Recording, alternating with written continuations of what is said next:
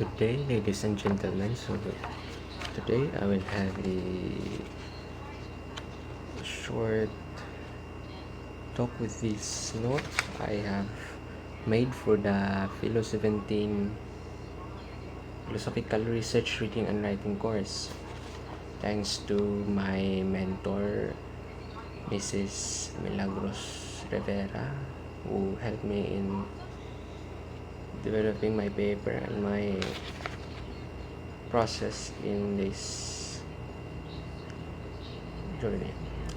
So for the basic notes, there was in my biography of Nietzsche, where he was born in October 15, 1844 at Rücken, and he was died in 1900 out because of pneumonia. But before that, he has an education in May 1869 at philology in Basel. So Nietzsche's first book was The Birth of Tragedy Out of the Spirit of Music. This is looking and returning in the musical culture of 5th century Athens and the blending of Greek and Roman culture is two different European countries. So one of the stand of Nietzsche is this view of religion and morality. Now there is a conflict of what is so-called the slave and master. So the slave and master is the symbol of some lower class or the downside of a person. But this slave morality does not mean it does not have a negative connotation. It also can be signified by values like humility, modesty, and other concepts constructed by a certain society. But there are some things to be warned on this slave morality, like in the resentment, which is a hatred and denial of life. So slaves do not want to be a master because they do not want to achieve something. They are contented, quote unquote, in their life. And psychological revenge, naming the strong as predators or parasites. So those who take advantage of them or the masters are, or those who are stronger than them, pardon for that, those who are stronger than them, they call it as predators or parasites, those who feed on the others. So the slave, because it is too weak for fighting, thus using material, example like a religion, to manipulate the strong. So like it's like taming a beast in that sense. So there we have a master again. So it is a morality, but even without a divine interpretation. So it's a subjective morality. It's making your own notion of good and bad. But the problem is, the weaker slave can be jealous in the strong and then pull the latter down with emotional revenge, like saying that the strong are selfish and boastful. So this is like a warning of society, both the down and the upper side of a community. Like there's no need to be jealous of the state of master, because it is our goal to be masters. And so those who are in the place as master, they should have to maintain their power in order not to be grabbed down and can be turned into slave morality. So there is also the problem of morality in the feeling of guilt. So it contradicts freedom. Feeling of, like example, leisure is laziness, but leisure is an affirmation of life, as it is a part of our nature to rest. Now the divine punishment. So Like in the religion, we have the notion of heaven and hell, like beatitude and woes. Then the altruism are similar to selfishness. So this paradox or irony deals with this. One wants to be in heaven respectively, thus following the commandments of God, avoiding the pains of hell, like that. But there are other things to say about the religion. Example is this for God, which is at the same time blameful one, and the refuge. We blame this for the bad happenings in our life, and at the same time we ask for this being to give meaning of what we have seen. There are also problems in the herd mentality or the quote-unquote blind faith. So this is following without even questioning. It contradicts the notion of free will because it's a collective. It's a quote-unquote collective notion, but a lack of further inquiry into each person. So if they will this thing to adapt it in their living or not. So it contradicts the notion of free will. And for this, the K doctrines of Nietzsche. So I took it from the Stanford Philosophical Encyclopedia. So there's again will to power, perspectivism, and internal recurrence. So the will to power is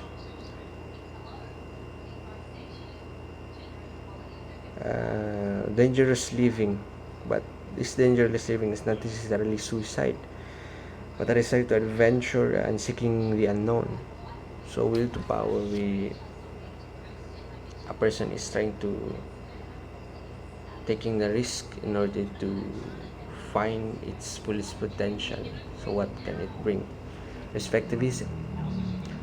There is no clear path towards objectivity since one has their free will. Otherwise, it is a self-contradictory to the deliberate thinking. So it is a promotion of the free will. So, like in Nietzsche, in his written work Beyond Good and Evil, Aphorism 6, every philosophy so far has been the professional confession of its author and then a kind of involuntary unconscious memoir. So there is no such thing as objective or the only one right answer. So person has a freedom to think, has a freedom to set goals on their own. The world, for example, is neither true nor false, which is to say, every individual creates their meaning out from the scratch. And then in the eternal recurrence, rhyming of events in different form. So where the example here is of the marriage as the same thing, but shared and committed in multiple persons. That with a person who is a single is person A married to person B. Person B dies, and then person C takes his place, and so on and so on. So it's the marriage is still the same, but person are in changing. So pointers in this sense is the recurring of the past, present, and future, and similarities of recurrence and countless happening of recurrence. So recurring of the past of the future, there is a so-called rhyme. So I breathe. Example for that, I have a breathing. I inhale and exhale. So that's a narrative. That is past. I inhale and exhale. That's a present. So I will do it. And on the forecasted event of inhale and exhale is not yet, but it is possible to happen. Similarities of recurrence. So they're not really indeed the one, but they have a similarities. They are different but the same, like in the example of marriage last minute ago. Countless happening of recurrence, so there is a possibility of this repetition in that sense. So additional notes: the morality for Nietzsche is a subjective, so that depends on your will. So there's no such thing as strict morality for Nietzsche. Respectivism can differ from arbitrariness, but respectivism again, is not arbitrariness, because something that is it is not a sort of guessing, but a testified experience, but it's a logically proved experience. It's not necessarily just guessing, perspectivism. So correction of Christianity for Nietzsche is we still believe in God. Let us believe in God, but that belief in God is not out of guilt or not out of fear. So this God must be, we create the God inside us ourselves, what they call the Übermensch or the Superman. It's a higher version of ourselves. So it is improvement over resentment. It is encouraging ourselves not to hate it, rather. So it's about positivity, like that optimism. Now, what is the philosophy of man for Nietzsche? Is that it's on the more on the choice that is not just merely of what the society demand, or what this religion is saying that you should do this and that. So example of this is of the Friedrich Nietzsche's written work, Thus Spoke Zarathustra. It sounds like to recall a first chapter on 3 metamorphoses. There was images there: the camel, the lion who fought the dragon, and last but not least, the infant. First is the camel. This camel is walking in the desert, is it carrying its some. Yes, we are in suffering, we are accepting our condition, and then we turn into lion. But we do not just stay of being a camel or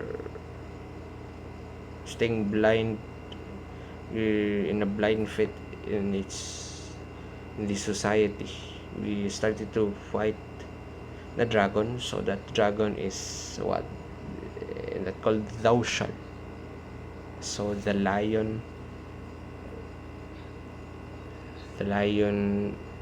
signifies the I will. So it's like a subject, individual stand against what is demanded by him by a certain structure or a body in society. So it's a competition of values, the thou shalt and the I will. Now it is the I will that has need to overcome. And then there is the turning into a little child. So this little child is, as a birth, it symbolizes a fresh start, like that. So from being absurded or bombarded with what the demand of society and dealing with it in a manner that this is oneself, and then transform it into a stronger version of an individual. So there's an improvement. Becomes a child, a fresh ideas, a new start. So for the drive there is what Nietzsche exampled in his philosophy, the Apollonian and the Dionysian. So from Greek mythology, but it from Greek mythology. So Apollonian deals with reason, being calmness as wisdom. So it's like a sort of